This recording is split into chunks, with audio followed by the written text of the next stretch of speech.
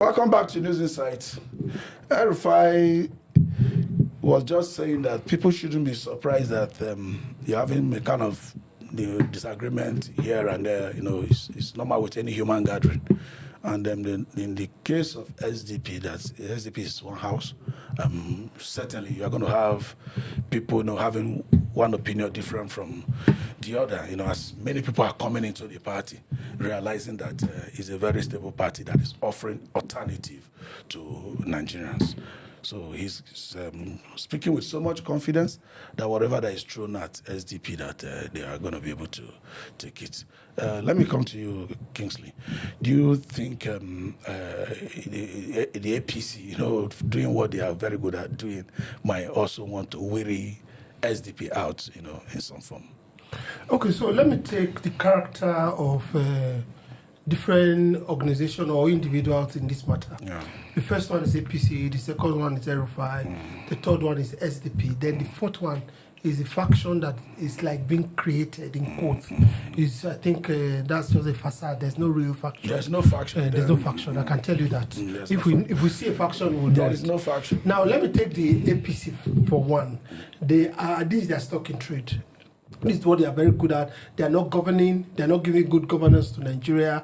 They are just trying to poke into every political party. At this point in time, what APC should be doing is to give Nigerian good governance where we all should enjoy it. That's for the APC. They should stop all these things they are doing. Nigeria belongs to all of us. Number two, let's go to El-Rufai. I've always warned since last year, as I don't take El-Rufai for granted. He's a dogged man.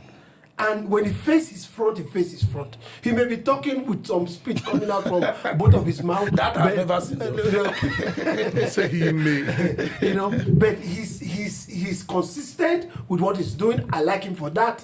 I said he used to be my best man when he was in Abuja here, but when he dabbled into religion, in governance, terrorism and all that, I didn't know that. If he has repented now, I will welcome him back as my great man. Somebody you once look up to. Yes, exactly. Maybe he has repented and said Nigeria is one. He's been going all around the country, but they know the potentials of El-Rufai and what he can do. Then thirdly, the SDP. I've met the national chairman of SDP and the structure of SDP. Gabam is a great guy, great guy. Harnesses everybody, looks at everybody, loves everybody, and is a leadership quality I've not seen in a lot of politicians.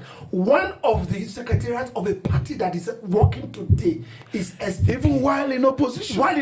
No money. I mean, there's no dull moment with the structure of SDP, and I think SDP will be able to harness it. If you notice right now, all the people that will be coming to talk, apart from the first one they talk about when they call it press conference, you will see Gabam just come out and flaunt his mouth, and all that. So his focus, he knows what he wants to do. Then the fourth one is the opposition. I can assure you there's no opposition in SDP. No, there's no.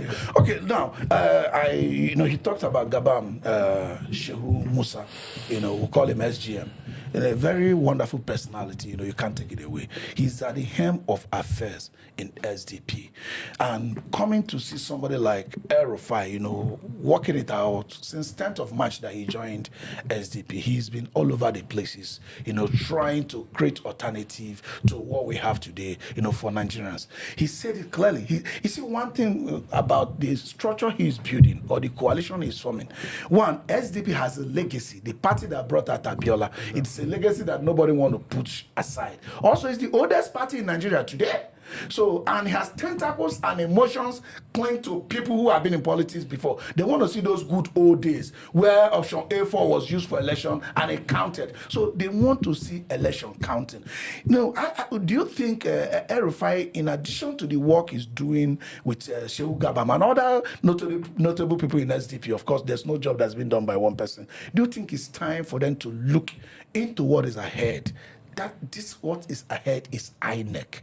Is it time to have a formation that as you're working on galvanizing the people in creating alternatives for Nigerians, you are working on something that has to reform INEC as is, either from INEC policy or through the National Assembly, no matter how it looks? that, oh, that National Assembly might not look our ways. You never can tell. Yeah, I have to give my own kudos to Gaban.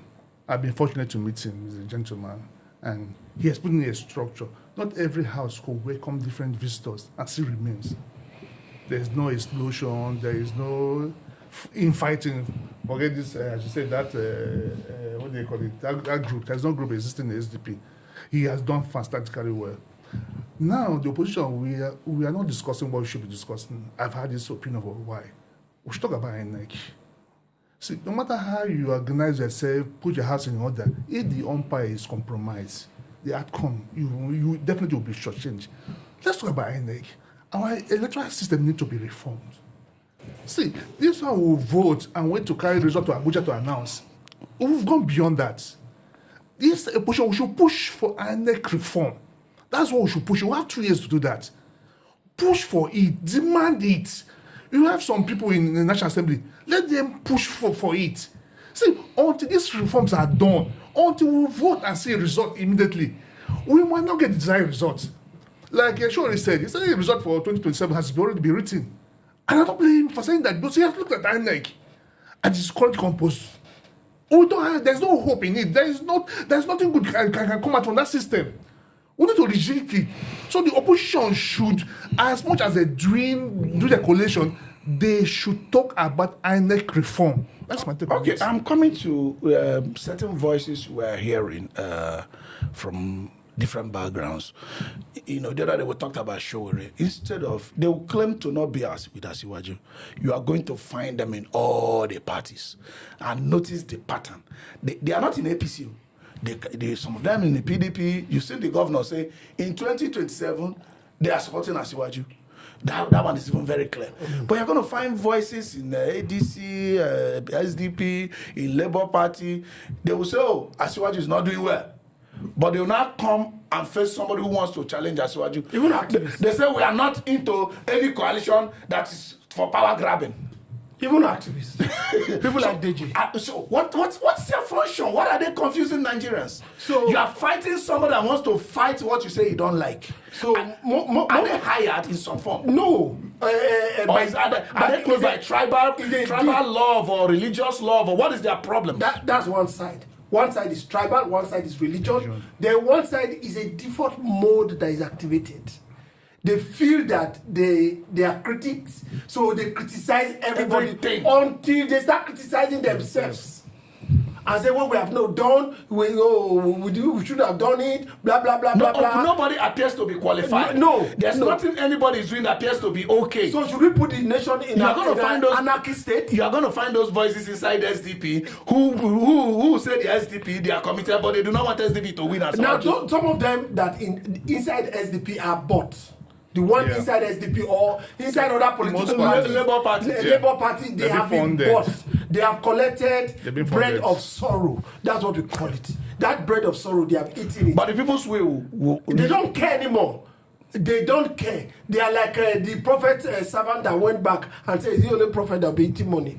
Please give me some part of the money." That's how some of them are. Now you begin to ask, why are these people making themselves available against the will of Nigerians? Are they not ashamed?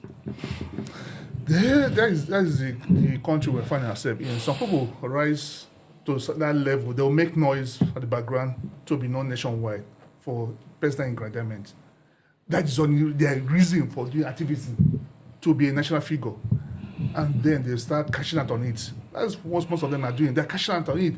They don't believe in their cause. They are pushing. If they believe in the cause, they should have joined this coalition and provide solution. These people you don't like, this is don't like, come into the house and give an alternative. They don't give an alternative to these people. They're not providing an alternative. You are condemning this government, and those working to remove the government, you are condemning them without providing alternative. That's my own concern. Yeah. Okay, let me come to you. Some of them believe Nigeria is a failed state. Yeah. And it's not on the path of recovery. But El-Rufai is saying, no, there is hope for Nigeria, that we are going to restore Nigeria. Because he believes in Nigeria. Yes. But if you notice someone like my friends, Shore, Deji, that are supposed to be like activists and politicians, whichever way they think they are, if Deji says he's not a politician, it's not true. Do you understand? Yeah. They fraternize with... He's a PDP... He used to be that he has resigned. But you see him fraternize with the ambassador of US, all those Western nations. Do you understand? You are not the government. On behalf of federal government, you cannot. Of course, as an NGO, that means there are things you benefit from them. Yeah. Do you understand? So you can't just stand on looking at your nation and say, is it repairable? There's nothing we can do about it. There must be some. You're on the side of the oppressor. You're on the side of the oppressor. Those that have lost hope. Do you understand? Those that have lost hope are actually on the side of oppression. Yeah, they're on the side of And I oppression. can tell you one thing. This nation will outlive any bad government. Look, let me tell no you. matter how bad your government is, Nigeria will outlive you. There's a story one of my friends told me yesterday. We went out to eat. We don't have time. Yes, he said that he meets some politicians abroad. And they say, oh, we wish we have, they're politicians or senators. Yes. He said, we wish we have good leaders that can make our country be like this. And those are the people that are supposed to make it good. No, those are the people that are supposed to make it good. This is Stillness Insights. El-Rufai says his confidence SDP is going to be able to handle the differences of the influx of people coming into the party for alternative to Nigerians, come 2027. And we're open to that. We're still watching. We're still looking at that. And when we come back, we'll be discussing something in line about this coalition again, but how it concerns Atiku's candidacy, Ob's candidacy, Amechi's candidacy, or who might be at the top of the ticket. So don't touch the dial until we're back.